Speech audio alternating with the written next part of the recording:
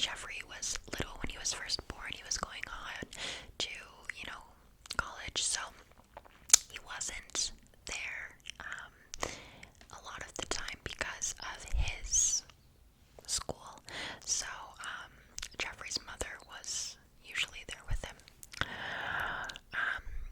Jeffrey's mother was not very present, to say the least, in Jeffrey's life. She suffered from mental illnesses while raising Jeffrey. She was very needy when it came to attention from Lionel, Jeffrey's father.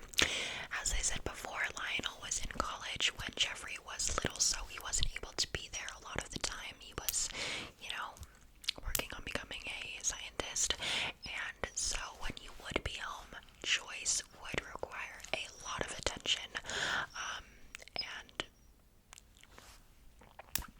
would want all the attention on her. So I try to keep my opinions out of it because I want to give you guys the full story, and I don't want a biased, or anything like that. I don't want to come off as that, so I'm just gonna give you guys the facts.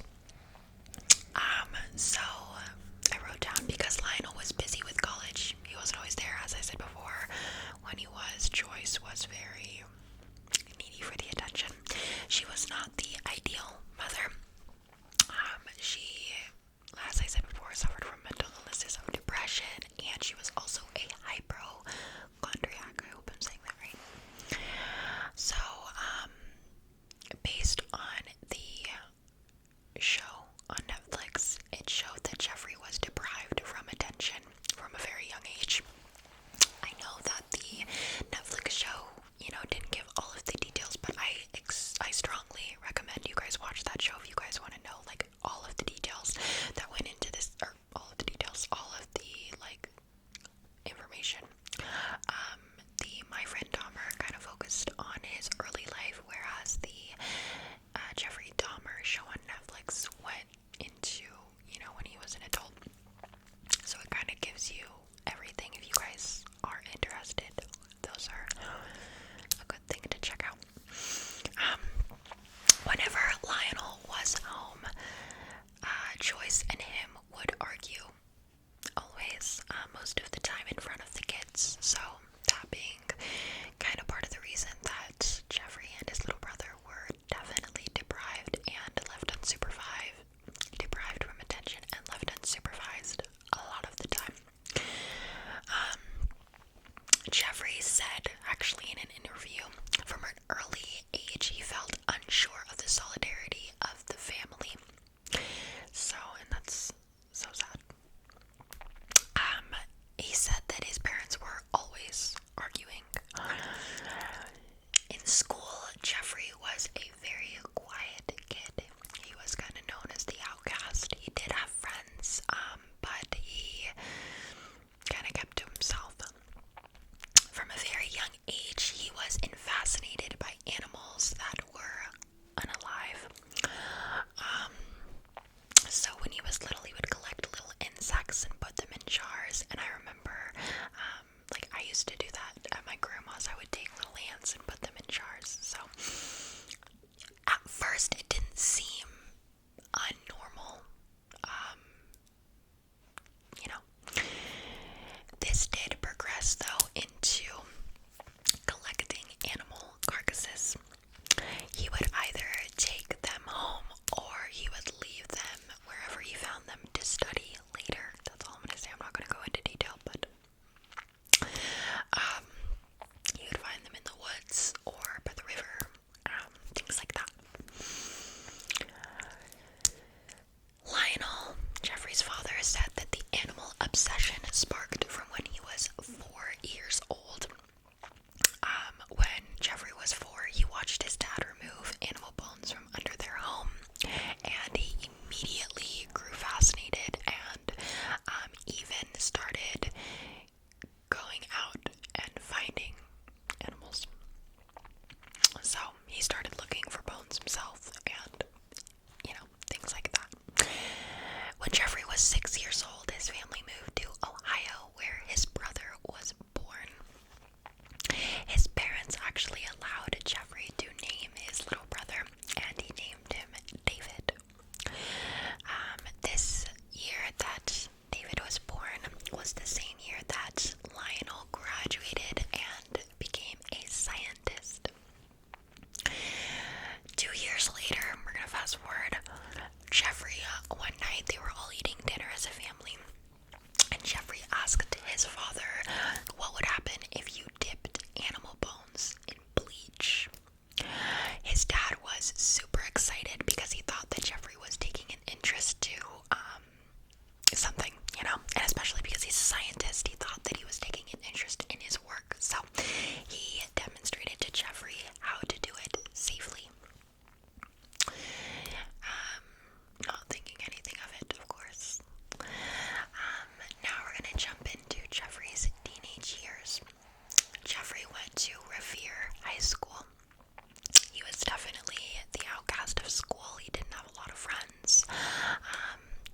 Jeffrey started drinking at a very young age 14.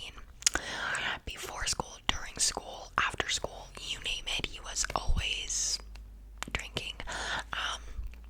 He would even put alcohol in his jacket and take it to school. There was one time that one of his classmates asked him, they noticed that he was drinking, and they're like, whoa, why are you drinking so early? It's 8 a.m.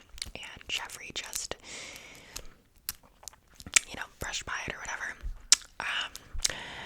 Jeffrey wasn't very good at communicating, but he was very, very smart.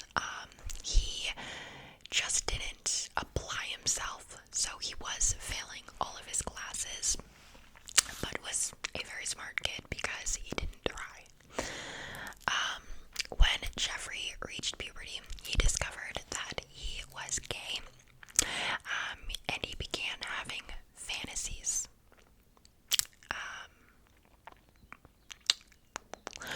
Okay, I did want to note this, because in the show, I'm not 100% sure, I didn't find this in the articles, but I did see this in the show, so I did want to tell you guys. In the show, Jeffrey did, he sat down with his father and his father's future, whatever, we'll go into that later, and tried to explain the fantasies to his father, but his father kind of brushed it off, immediately started talking about something else. So I did just want to put that in here. I'm not sure if that actually happened, but that was in the Netflix show. So, not saying that happened. So I'm not going to go into every detail of the fantasies because they are very, but he had fantasies of basically being dominant, I would say. Jeffrey realized that the part of the body that he was most attracted to was the chest area, a man's chest, and when he found that out, the fantasies grew over time. So actually in school, I do want to say this now, in high school, Jeffrey, like I said, did not have a lot of friends, definitely seen as the outcast. He would make these jokes, and he would still try to, socialize and have friends, and he actually would make jokes that were known as doing a Dahmer. It's where he would, make funny noises or, just do weird things to kind of get people's attention, and these high school boys would find it very amusing, and they would go to the mall with Jeffrey, and he would, do silly things, and they would laugh, and so that's kind of how he was known at school. We're going to go in, to the first ever time that Jeffrey was trying to hurt someone. That's basically the way to say it. So one afternoon, Jeffrey noticed that there was a male jogger that would run by his house. This jogger did not wear a shirt, he was jogging. It was probably hot. And we know how Jeffrey feels about the man's chest. So this jogger would run by, and Jeffrey he was attracted to the man. So one day, Jeffrey waited behind a bush for this man, the jogger, to run by, and he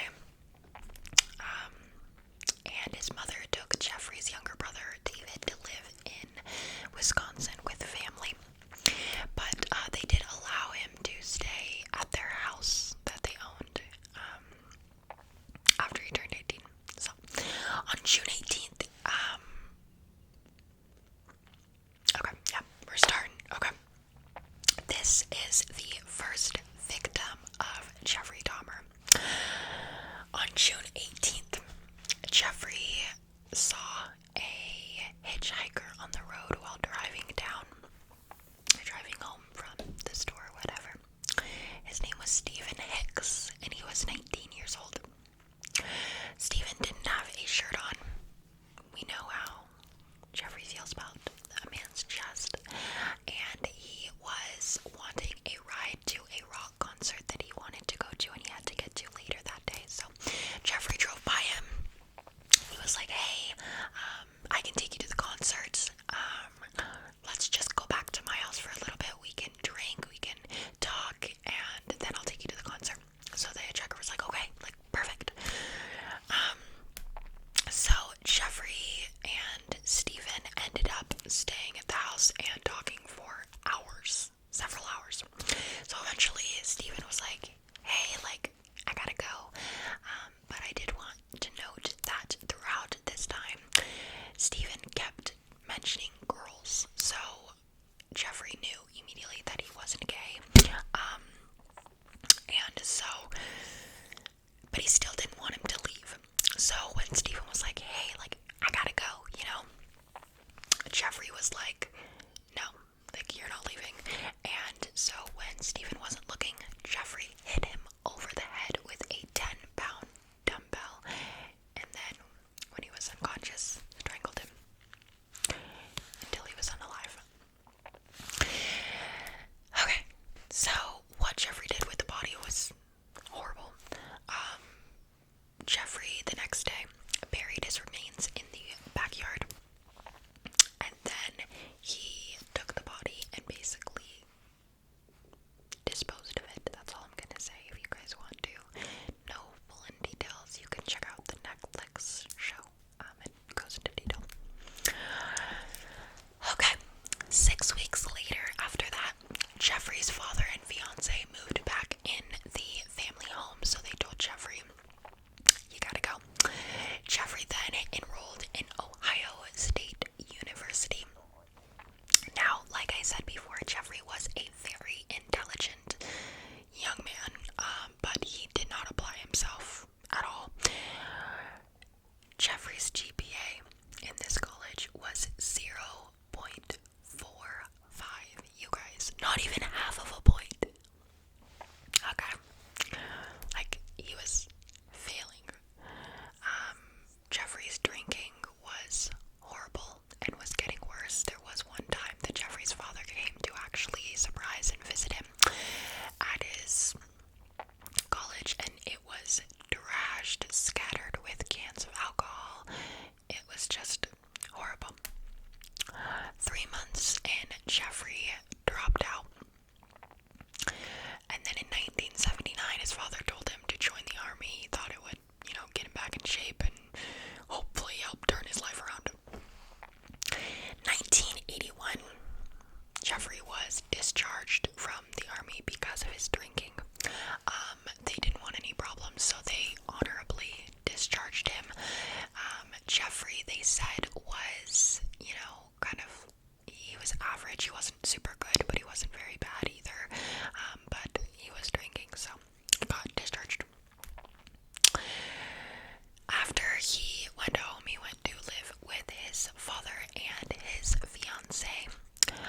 2 weeks later, he was arrested due to drunk and disorderly conduct and ended up spending 10 days in jail.